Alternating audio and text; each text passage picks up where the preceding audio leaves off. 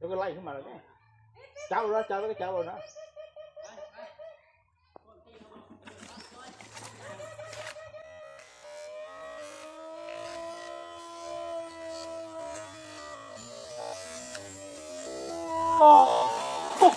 ที่บ้านได้ขึ้นเลย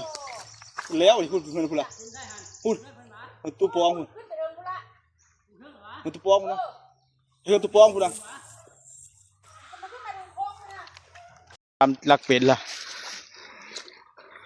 ตัวเสียมึงได้เนาะบุ้ยแห่บุได้ได้เมื่อกี้นี่แห่บ่ได้ครับมันเกี่ยมชีวิตนะ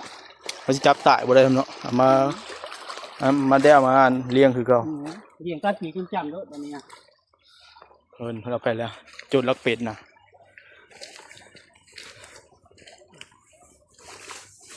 รุ่นมือเลย3-4 มือแล้วหาก็ได้มันคิดว่าเสียแล้วสนุก